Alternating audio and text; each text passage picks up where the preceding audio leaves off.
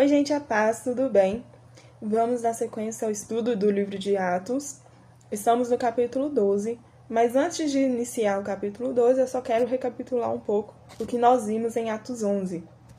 Nós vimos que Pedro testemunhou aos crentes o que ocorreu na casa de Cornélio. Vimos também que Deus trouxe o direito à salvação também aos gentios.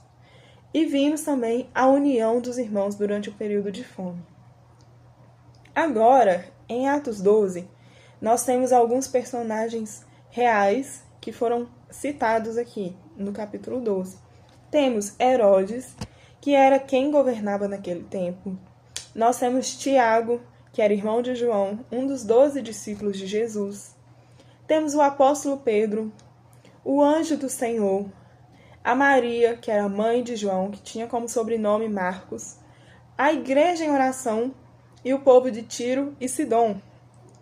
O capítulo ele começa com Herodes determinado a maltratar alguns irmãos da igreja. Ele matou por espada Tiago, que era irmão de João, e tornou Tiago, assim, considerado um dos mártires da igreja. Após isso, Herodes ele viu que isso agradou os judeus e mandou prender a Pedro, na época de Páscoa. Aqui fala que eram os dias de Asmos, ou seja, dia dos pães sem fermentos, que nada mais é que a Páscoa.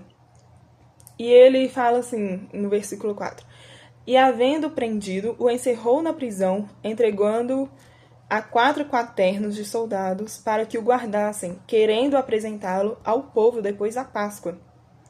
Ou seja, Herodes ele tinha um plano de apresentar Pedro, mostrar que Pedro estava preso depois da Páscoa, logo após a Páscoa. Porém, enquanto Pedro estava preso, a igreja estava em contínua oração por ele, Aqui fala que essa oração ela era de uma forma intensa, agonizante e aflita, uma oração máxima, Então a igreja estava muito aflita em relação à prisão de Pedro. E a partir disso, Deus ele enviou um anjo para libertar Pedro. Aí fala assim no versículo 7, e eis que sobreveio o anjo do Senhor e resplandeceu uma luz na prisão, e tocando a Pedro no lado, o despertou dizendo, levanta-te depressa, e caíram-lhe das mãos as cadeias, Ou seja, as correntes, as algemas caíram das mãos de Pedro. E aí o anjo falou para que Pedro pudesse calçar as sandálias, vestir a sua capa e o seguir. O anjo foi guiando até a libertação total de Pedro. As portas da prisão se abriram por si mesmas. E assim, então, Pedro foi resgatado. Ele foi para a casa de Maria. E aí nós vemos aqui que enquanto Tiago foi martirizado, Pedro ele foi resgatado, o que nos mostra que Deus tem um propósito e um tempo determinado para cada um de nós, Após isso, Pedro ele foi para a casa de Maria, bateu lá na casa de Maria.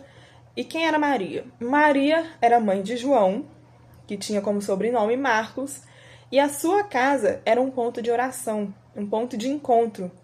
O que nos remete a Atos 2,42, que diz assim, e perseveravam na doutrina dos apóstolos, e na comunhão, e no partir do pão, e nas orações, E a igreja estava se reunida na casa de Maria para orar em prol de Pedro, em prol da libertação de Pedro.